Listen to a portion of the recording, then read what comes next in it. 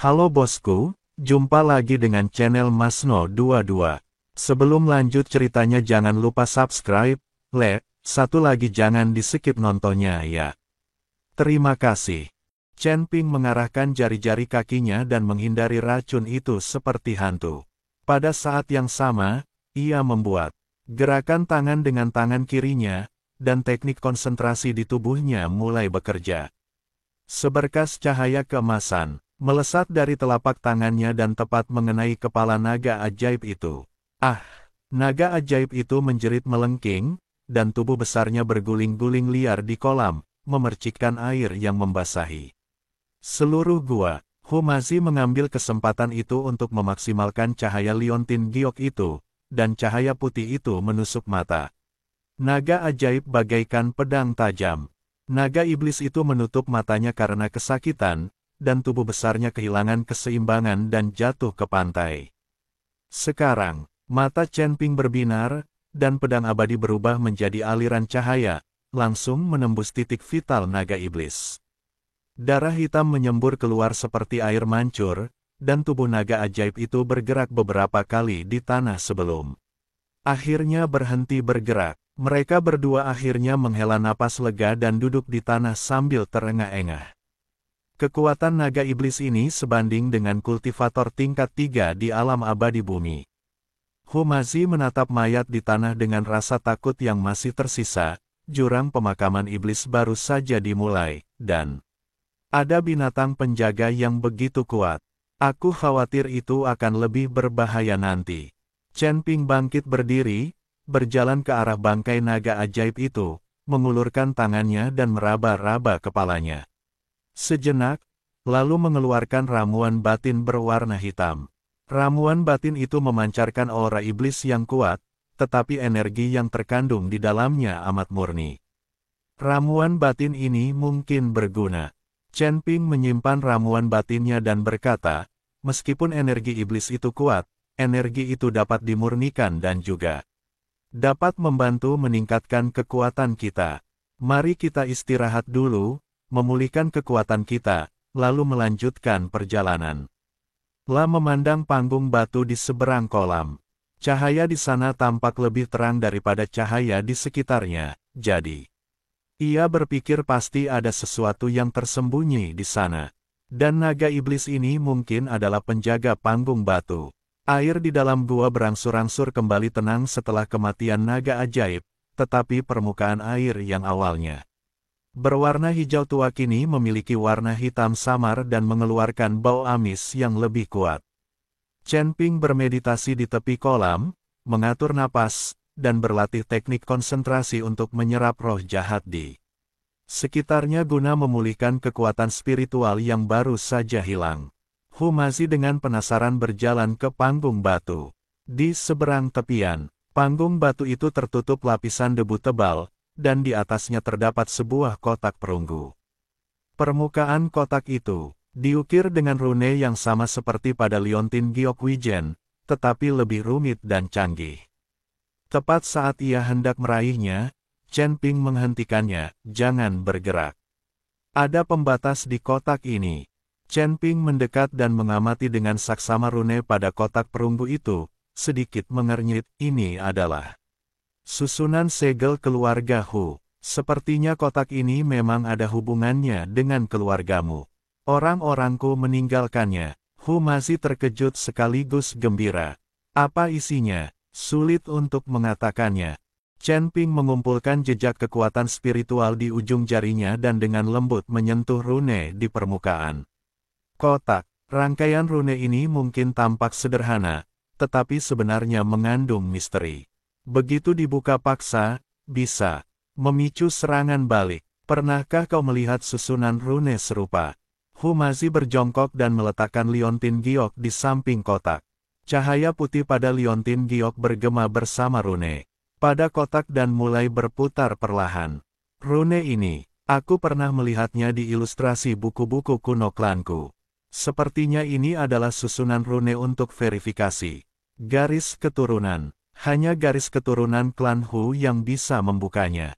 La mengikuti metode yang tercatat dalam kitab-kitab kuno dan meneteskan darah dari ujung jarinya ke liontin giok tersebut. Liontin giok itu langsung memancarkan cahaya menyilaukan dan menyatu dengan kotak perunggu. Tulisan-tulisan pada kotak itu tampak hidup, mengalir mengikuti jalur cahaya, menimbulkan suara, klik pelan dan terbuka. Perlahan, tidak ada emas, perak atau perhiasan di dalam kotak itu, hanya gulungan kulit binatang yang menguning dan sebuah token hitam. Beberapa baris karakter kuno ditulis pada kulit binatang dengan tinta merah tua, dan kata "Hu" terukir di token tersebut. Tepinya dihiasi kristal-kristal kecil, memancarkan fluktuasi samar kekuatan spiritual. Ini, tanda pemimpin klan Huku. Hu masih mengambil token itu, gemetar karena gembira. Konon, hanya ketua klan yang boleh memilikinya. Aku tidak menyangka akan menemukannya di sini. Chen Ping mengambil kulit binatang itu dan membukanya. Tulisan di atasnya samar dan sulit dipahami. Untungnya, ia telah mempelajari aksara kuno dan hampir tidak dapat memahami makna umumnya. Kulit binatang itu mencatat asal-usul jurang pemakaman iblis.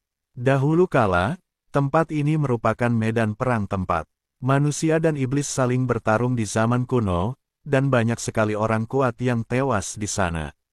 Kemudian, seorang ahli jimat yang kuat membentuk formasi besar dan menyegel monster-monster mati di dasar jurang tersebut, maka dari itu dinamakan jurang pemakaman iblis. Master jimat yang menyusun formasi itu tidak lain adalah leluhur keluarga Hu. Nenek moyangmu sebenarnya adalah seorang ahli jimat kuno. Chen Ping menatap Hu Mazi dengan sedikit keterkejutan di matanya. Ditulis di kulit binatang itu bahwa ia telah mengerahkan seluruh upayanya untuk menyegel monster di dasar jurang. Sebelum meninggal, ia menyembunyikan sebagian warisan jimat itu di kedalaman jurang pemakaman iblis, berharap keturunannya di generasi mendatang dapat mewarisi warisannya dan melindungi Gunung Jiupan. Chen Ping akhirnya mengerti mengapa mantra Hu Mazi begitu kuat. Hu Mazi menatap tulisan di kulit binatang itu, matanya memerah, ternyata keluarga Huku bukan keluarga biasa. Nenek moyang kami memiliki prestasi yang luar biasa, tetapi mengapa kami akhirnya dibasmi? Chen Ping terus membaca, dan bagian belakang kulit binatang itu mencatat rahasia yang mengejutkan. Segel jurang pemakaman iblis tidak abadi. Segel itu melemah setiap 1000 tahun.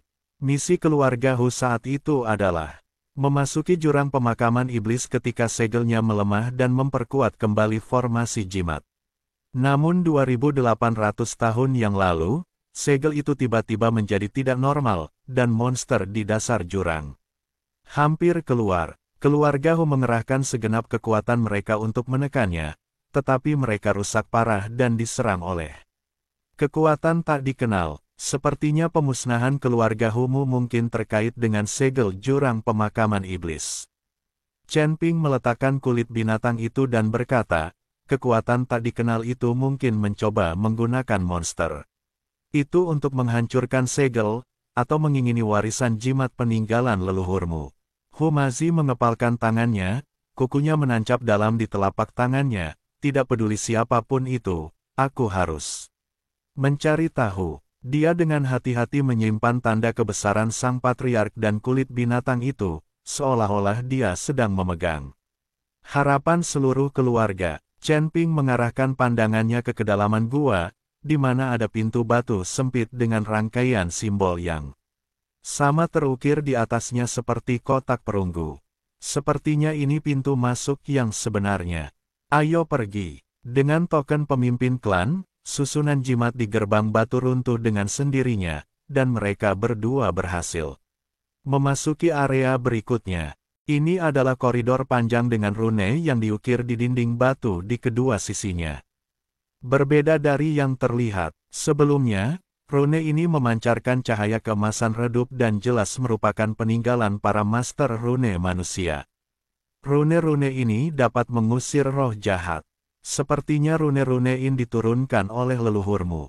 Chen Ping mengulurkan tangan dan menyentuh rune-rune itu, merasakan kekuatan lembut mengalir ke tubuhnya. Dengan rune-rune ini, kita seharusnya bisa menghindari sebagian besar bahaya.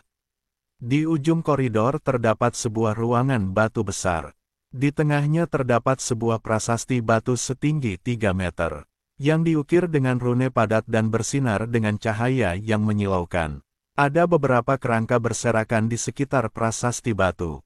Dilihat dari pakaian mereka, mereka pasti anggota klan Hu. Ini adalah leluhur keluarga Hu saya. Humazi menatap jimat yang tersisa di tulang, matanya kembali berkaca-kaca, mereka seharusnya datang untuk memperkuat segel, tetapi mereka tidak bisa kembali. Chen Ping berjalan mendekati prasasti batu itu dan mengamati rune-rune di atasnya dengan saksama. Semakin ia mengamati, semakin ia merasa takut. Susunan rune ini sangat indah, mengandung kebenaran hakiki langit dan bumi, jauh melampaui pemahamannya tentang seni rune. Dia mencoba menyelidiki kesadaran spiritualnya ke dalam rune, dan benar-benar merasakan aliran informasi yang besar mengalir ke dalam pikirannya, yang semuanya adalah wawasan dan teknik tentang jalan rune. Ini adalah jimat warisan leluhurmu. Chen Ping memejamkan mata dan menyerap semua informasi. Rune pada prasasti batu itu adalah susunan warisan yang sangat besar. Selama seseorang dari garis keturunan keluarga Hu mendekat, warisan itu bisa diaktifkan. Cepat kemari. Humazi bergegas berjalan ke arah prasasti batu dan menempelkan tanda kebesaran sang patriark di atasnya. Prasasti batu itu tiba-tiba memancarkan cahaya terang, dan rune yang tak terhitung jumlahnya beterbangan dari prasasti batu itu, mengitari Humazi bagaikan kunang-kunang, lalu perlahan menyatu dengan tubuhnya. Humazi hanya merasakan bahwa ada banyak sekali pengetahuan tentang jimat di dalam benaknya, mulai dari pembuatan dasar kertas jimat hingga penyusunan susunan jimat tingkat lanjut. Tubuhnya juga berubah. Energi spiritual di tubuhnya menjadi lebih halus, dan meridiannya yang semula tersumbat kini terbuka berkat kekuatan lembut. Kultivasinya perlahan membaik. Ini benar. Humazi merasakan perubahan pada tubuhnya dan begitu gembira hingga ia tidak bisa berkata-kata. Batu. Chen Ping berjaga di samping, dan pada saat yang sama dia juga menyerap informasi jimat yang tersebar di prasasti. Meskipun dia tidak memiliki garis keturunan Hu dan tidak bisa memperoleh warisan lengkap, dia mendapat banyak manfaat dari informasi yang tersebar ini, dan pemahamannya tentang jalan jimat menjadi lebih dalam, dan dia bahkan samar menyentuh ranah baru. Setelah waktu yang tidak diketahui, cahaya di prasasti batu perlahan menghilang, dan Humazi membuka matanya. Kilatan cahaya melintas di matanya, dan aura di tubuhnya menjadi jauh lebih kuat dari sebelumnya. Lah benar-benar berhasil mencapai alam abadi duniawi. Saya berhasil mencapai terobosan. Humazi mengepalkan tangannya, merasakan kekuatan yang mengalir deras di tubuhnya. Terima kasih telah mengingatkanku, kalau tidak, aku akan kehilangan warisan ini. Kau telah membangkitkan kekuatan bawaanmu.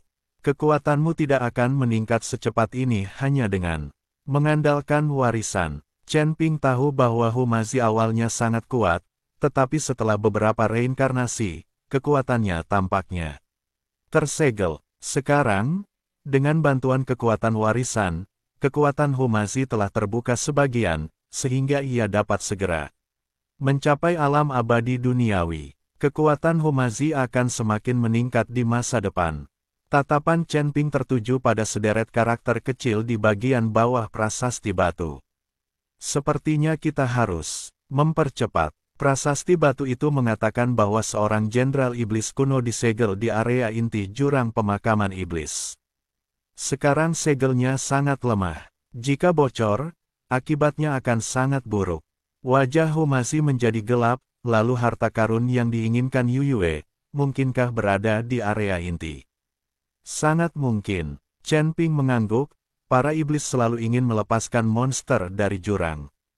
Harta karun yang diminta Yuyue untuk kita dapatkan mungkin sesuatu yang dapat mengendalikan para jenderal iblis. Kita harus menemukan harta karun itu sebelum orang-orangnya tiba, kalau tidak akibatnya akan mengerikan. Keduanya tidak berani menunda dan terus masuk lebih dalam di sepanjang lorong di belakang prasasti batu. Lorong itu makin lama makin sempit, dan tenaga iblis makin lama makin pekat, tetapi dengan rune peninggalan leluhur. Keluarga Hu dan token ketua klan pada Humasi, tenaga iblis sama sekali tak dapat mendekati mereka. Setelah berjalan sekitar setengah jam, sebuah kolam magma muncul di hadapan mereka. Magma merah tua bergulung, gulung di dalamnya, mengeluarkan napas yang membakar, dan membakar dinding-dinding batu di sekitarnya hingga berwarna merah.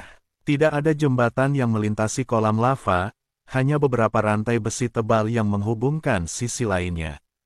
Rantai-rantai itu berkarat dan tampak seperti bisa putus kapan saja. Bagaimana saya bisa melewati ini?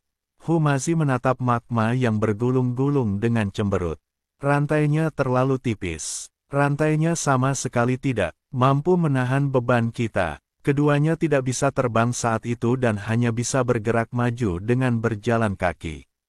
Kemunculan tiba-tiba kolam magma seperti itu sangat mematikan. Chen Ping mengamati sekeliling kolam magma dan menemukan batu-batu yang menonjol dengan ukiran rune yang teratur di dinding batu. Batu-batu ini adalah pijakan. Rune di atasnya dapat menahan suhu tinggi. Kita bisa menginjak batu itu untuk melewatinya.